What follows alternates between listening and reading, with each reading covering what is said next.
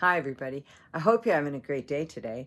What I'm going to show you today is how to do a basting stitch on the 1055X. Now you're probably asking, why do I need a basting stitch? Well, I'm going to tell you.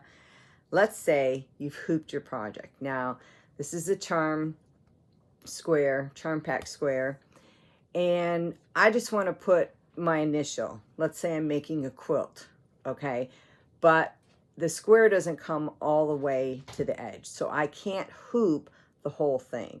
But I don't want to spray it either, all right? So I'm going to do the basting stitch on this machine. Let's get over there. All right, so we're at our screen, and the first thing that you want to do is bring in your design. So I'm going to go to the lettering right here, and I'm going to pick out the letter T. I'm going to set it, and if you noticed, it's kind of over to the side, but what I'm going to do first, because I'm using the color white, is I'm going to change it to white. Whoops.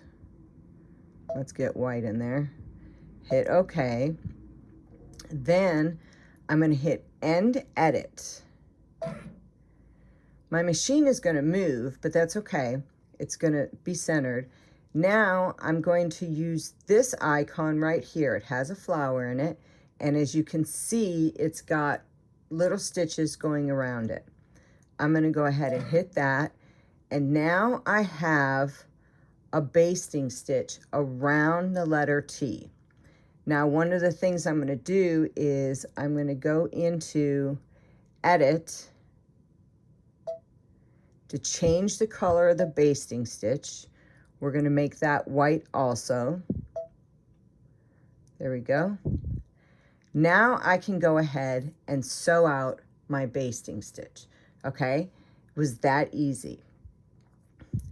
I'm going to hit End Edit, and I can go ahead and embroider that.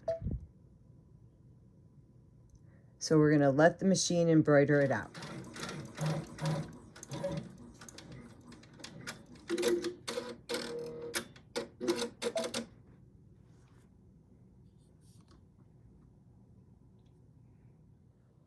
All right, so we have done the basting stitch right around our design. See how easy that was? Okay, well, if you'd like this video, please hit that like button down there. And I hope that you have a great day.